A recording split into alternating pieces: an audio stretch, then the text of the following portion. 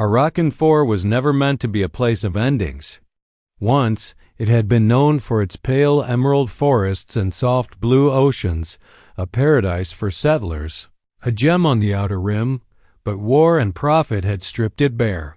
The forests were ash now, and the oceans had boiled away under the fire of plasma bombardments. What remained was a sun-bleached skeleton of a planet, forgotten by governments, preyed on by scavengers, and amid the broken bones of the world, a single soul crawled. Valari was her name, or at least it had been so long since anyone called her by it, she wasn't sure if it still belonged to her. Her memories of childhood were distant blurs of soft voices and songs, of cool winds brushing over her skin. All of that had been taken the day the raiders came. She had been captured young, sold into servitude across systems that only saw her as a rare alien specimen, something delicate, something to own. The galaxy had many cruel places, but none crueler than those that wore civilization like a mask. Now, she was alone. A pirate vessel, overloaded with cargo living and otherwise, had been attacked in deep space. Her cage had been damaged in the crash, the wreckage scattered across the lifeless plains of Arakan 4. She had clawed her way out. The slavers were dead. The crew, scattered or burned. She should have rejoiced, but instead, all she felt was emptiness. A hole so vast inside her chest it felt like a second sky. Her bare feet bled as she stumbled across the sharp rocks. Her once smooth blue skin was cracked and sunburned. Thin clothes, barely rags, hung from her frame. Her body cried for water, for food, for sleep. But more than that, it cried for meaning. Each step was harder than the last. She had nothing. No tribe, no home. No name she could say aloud without choking on the weight of what she'd lost. Her last owner, who she had only known as Master Docs, used to say that things which couldn't be sold weren't worth feeding.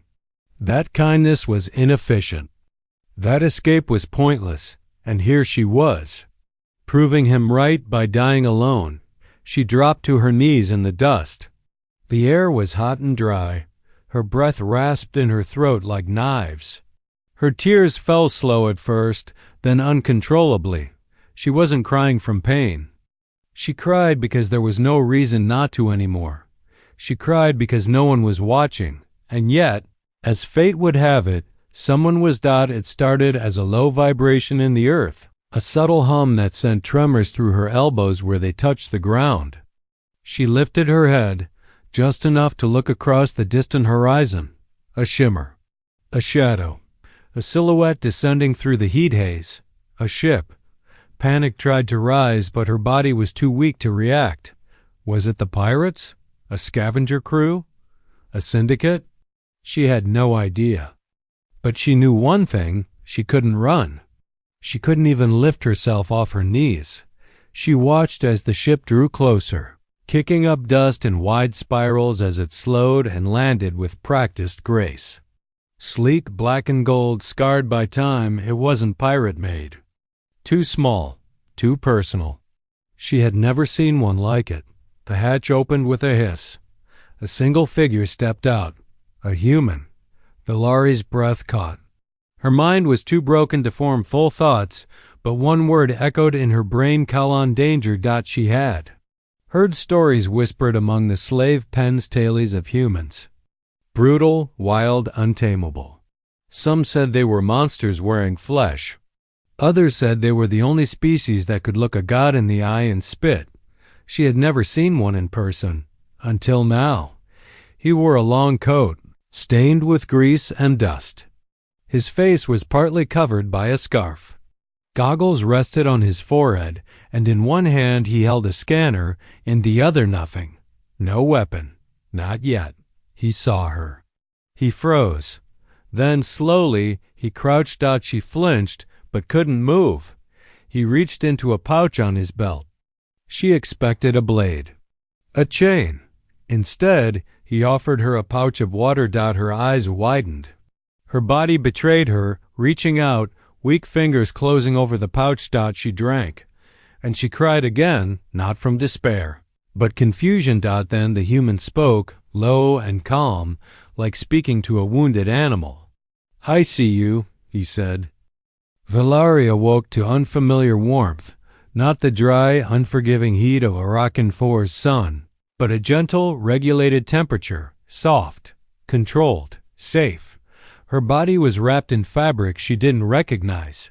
Clean, sterile, a blanket?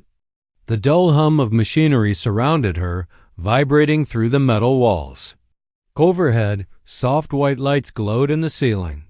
She was lying on a padded surface, and for the first time in her memory, nothing hurt. Her first instinct was to panic. She sat up too quickly. Pain flared behind her eyes. Her limbs, weak and trembling, protested the sudden movement. The blanket fell away, and she saw that someone had cleaned the dirt from her skin. Bandages wrapped her arms and legs. A faint medicinal smell clung to her. Not chains, not bruises, not ownership. Then the door slid open with a soft hiss. He stepped in. The human. Tall, broad-shouldered. He had removed his dusty outer coat, revealing a worn utility vest over a shirt. Streaked with grease, his beard was trimmed, his hair messy. In his hands he held a steaming bowl and a dented metal spoon. He paused as he saw her awake. "You're up?" he said gently. His voice was calm, low, but not cold. "Didn't think you'd make it, to be honest." Valari watched him like a cornered animal. She didn't speak. Her lips parted, but nothing came. Words were dangerous, she had learned. They made you real. Real things could be heard or worse owned. The human noticed her tension and set the bowl on a nearby tray. He raised his hands slightly, showing he meant no harm. "Name's Caleb. Caleb Hart," he said. "I found you near the wreck. You looked, well, like death with prettier eyes." Valari frowned. The words were strange, but not mocking. He sounded sincere. "I'm not here to hurt you," he continued. "And I'm not interested in selling you or turning you in. I don't do that kind of work." She studied him carefully. His posture was relaxed, but alert. His eyes, brown, not the red or glowing mechanical kind of slavers, watched her not with hunger or authority, but concern. He slid the bowl toward her. "Soup, synth-grown, not poison," he added with a dry chuckle. "I'm not that good a cook." Still, Valari didn't move. She didn't trust it. Couldn't. Caleb sighed and leaned against the wall. "I've been out here for 5 years. Salvaging mostly. Scrapping tech no one wants anymore. Doesn't pay much, but I'm free, and I like it that way." He rubbed the back of his neck. "Wasn't planning on company," he said. "But I couldn't just leave you there." That made Valari flinch. Leave her? He could have. That was what most species did. If you weren't useful, you were discarded. But he hadn't. Why? She whispered. Her voice was hoarse, cracked like old glass. Her throat burned from disuse. But the question slipped out before she could stop it. Caleb looked at her for a long moment. "Because no one deserves to die like that," he said finally. "And because you looked at me like you still had something left, even if it was just a sliver." Valari's lips trembled. She had expected cruelty, pity at best. But his words weren't pity. They were respect. Her stomach growled loudly. She flinched in embarrassment. Caleb chuckled again, soft and not unkind. "Guess that's my cue," he said, picking up the spoon. "Here, let me help." She hesitated, then nodded once. He stepped forward slowly, spooning warm broth into her mouth with care, like feeding a wounded animal. And she let him. It was bland, artificial, but it was hers. Not stolen from a guard. Not fed to keep her alive for someone else's profit. Given freely. After a few more spoonfuls, she stopped him. "I can try," she murmured. Her fingers reached for the bowl. Caleb handed it to her without hesitation. No test, no trick. He didn't chain her. He didn't command her. Not because she had no other choice, though the galaxy beyond, the ship's hull was still a terrifying unknown, but because something inside her shifted when Caleb spoke to her like she was real, not a burden, not property, not some rescued animal to be pitied, but a person, a passenger. An equal. It was a fragile piece at first. Her body recovered faster than her mind. Each morning she would wake with her hands clenched, expecting chains. Her eyes darted to the door, waiting for someone to barge in. But it never happened. Instead, Caleb would knock once before entering. He'd offer breakfast, usually something bland but warm. He never pushed her to talk. Instead, he filled the silence with stories. "I used to serve in the Terran Navy," he said one day as they ate. 12 years. Got tired of being told who to shoot. Valari glanced at him. "So now, you just fly?" He smiled. "Salvage, mostly. Old wrecks. Tech no one wants anymore. Sometimes I trade scrap for supplies. Sometimes I help people. Never figured I'd end up running a halfway house for lost souls, though." She didn't know how to respond to that. But the word stuck with her. Help people. It was such a simple phrase. She had never known anyone who believed in it. In the fa and the via days that followed, she started exploring the ship. Cautiously, at first. Caleb didn't stop her. He encouraged it. The ship was small, 2 sleeping quarters, a central galley, a cockpit, and a workshop. She found his toolbox one morning, neatly organized. Without thinking, she sorted a few scattered pieces of wiring. When Caleb saw it, he grinned. "You know tech?" he asked. Valari hesitated, then nodded slowly. "I used to, before I was taken. My mother was a circuit artisan. She built music machines." Caleb's face lit up. "I've got an old soundboard in the storage bay. Doesn't work, but you're welcome to poke at it." Something strange happened that day. She didn't feel like a refugee or a victim. She felt useful. Over the following weeks, their ship the Wayfarer became something more than metal and wires to her. It became a floating sanctuary. Caleb showed her how to pilot in low orbit. She showed him how to repurpose scavenged alien tech into power regulators. They cooked together, argued over what counted as real food, listened to old Earth music while the stars drifted by the portholes. She even laughed once startled by a story Caleb told about getting chased naked through a jungle by a wild, drunk herd beast. The sound surprised them both. "Was that a laugh?" Caleb teased. Valari turned crimson. "I didn't mean to." No, he said quickly, still smiling. "I've just never heard it before." "It suits you." Those words stayed with her all night. One evening, they landed on a quiet moon station to refuel and restock. Valari wore clothes Caleb had tailored for her, loose, comfortable, and hers. For the first time, she walked beside him not as cargo or a shadow, but as a partner. Yet the stares came anyway. Aliens paused to look. Some whispered. A few turned away as if disgusted by the sight of a human walking beside a once enslaved, scarred alien woman. Caleb didn't care. He placed a protective hand on her shoulder and muttered, "Let them stare. I'm proud of you." She didn't speak for a moment. Then, "Why?" "Because you didn't run. Because you're still here." That night, Valari sat alone in the observation deck, staring out at the stars. Her reflection in the glass showed a different woman now. She was still thin, still marked by the past, but she was upright. Her eyes didn't dart anymore. Her breath came steady.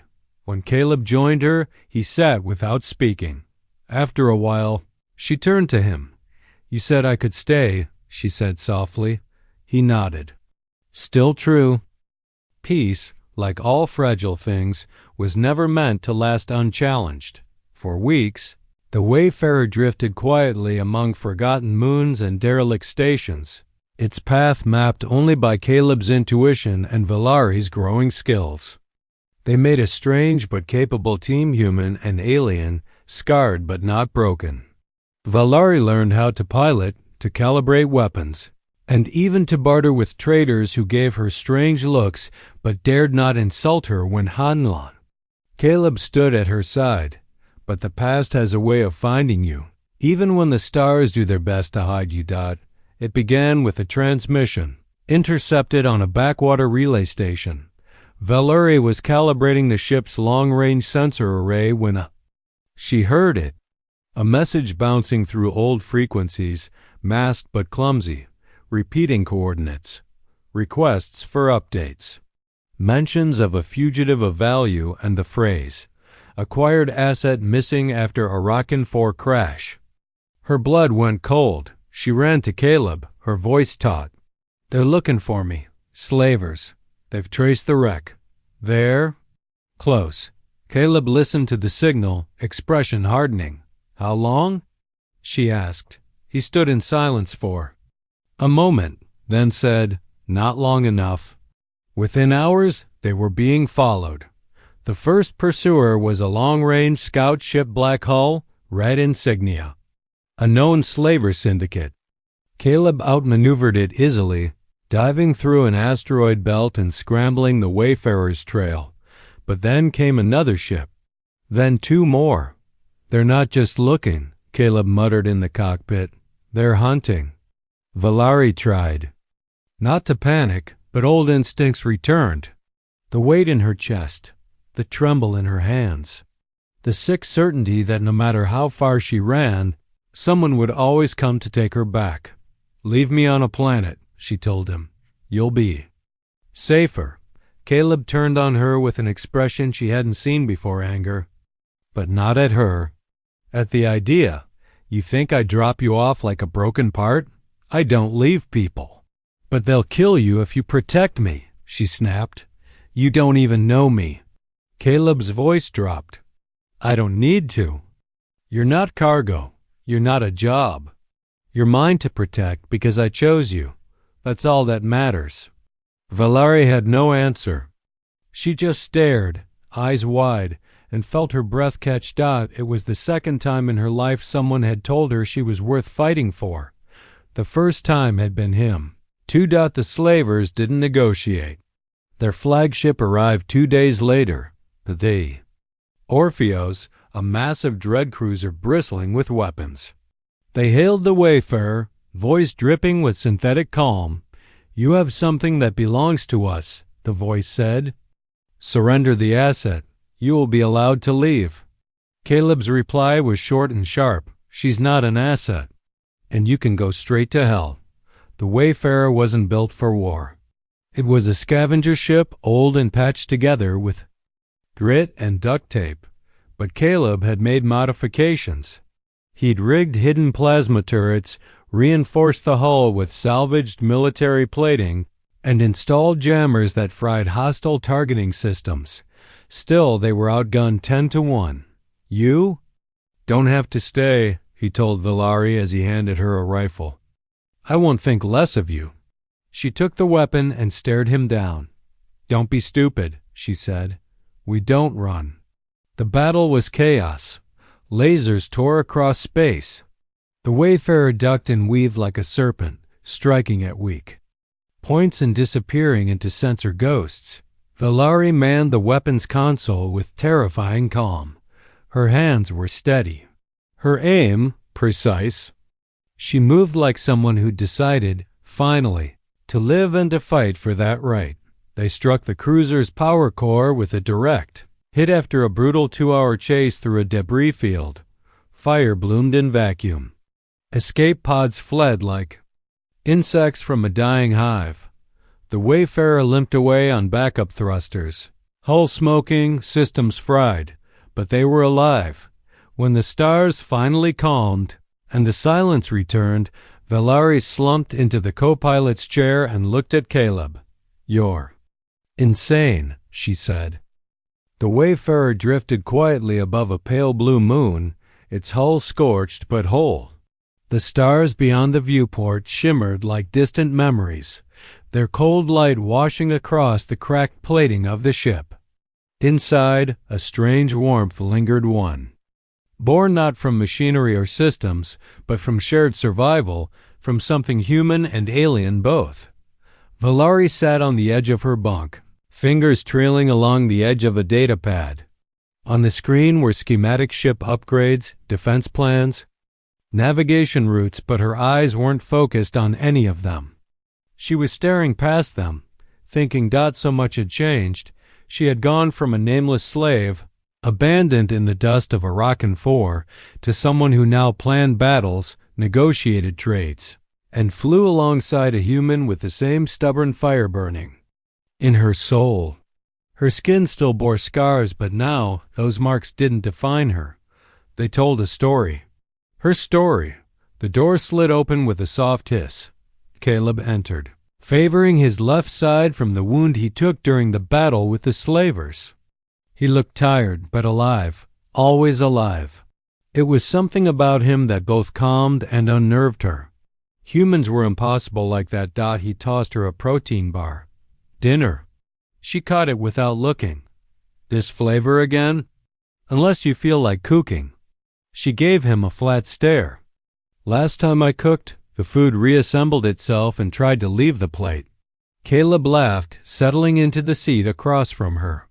Silence followed, but it was a comfortable one. Then, quietly, he asked, "You ever think about what's next?" She looked up slowly. He didn't mean the next jump or salvage run. He meant life. VLAR. I closed the datapad. All the time, she admitted. And for the first time, it doesn't scare me. Caleb nodded, his expression unreadable. I'm glad. Another silence.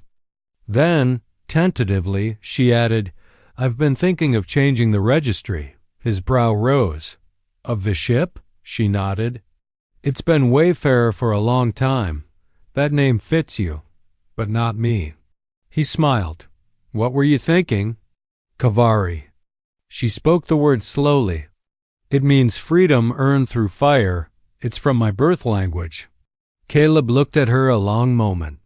Then, simply, sounds perfect. Later that night, Valari stood in the observation chamber again, her eyes fixed on the swirling clouds of the moon below.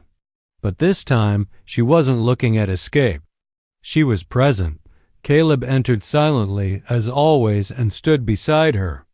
Don't come here as often anymore, he said. I don't feel lost anymore, she replied. He smiled faintly. Good, that means I did my job. She turned to him, brows furrowed. That's all this was? A job? Caleb chuckled. No, not even close. You stopped being a job the moment you looked me in the eye. She looked down, her voice softer. I didn't know how to live before. Not really. I only knew how to survive. You were doing more than that, he said. You were learning, growing, healing. She glanced at him. And what about you? He blinked. What about me? You said you were done with war, that you were fine being alone, but you weren't. He gave a half shrug. You're not wrong. Valari stepped closer, now barely a breath between them. Her eyes shimmered, not with tears, but with clarity. I don't want to just be your passenger, she said. I don't want to be someone you saved. I want to stay. Not because I have nowhere else to go, but because I choose to. Caleb looked at her, long and hard. You sure? He asked. She nodded. I've had my name stolen, my voice silenced, my future denied. But this, she gestured around the ship, this is the first thing I've built with someone. The first place I've been seen. I want to keep building it. Caleb stepped forward, rested a hand gently on her shoulder. Then stay, he said softly. As long as you want. Forever, if you like, she smiled. Not just with her lips, but with her whole soul. I'd like that. The ship now bore a new name etched along its side. Caveridad had wandered the stars not as a ghost or a relic, but as a declaration, a promise, that some people didn't need to be born lucky to find a home. They just needed one person brave enough to say, stay. And one soul brave enough to say, I will.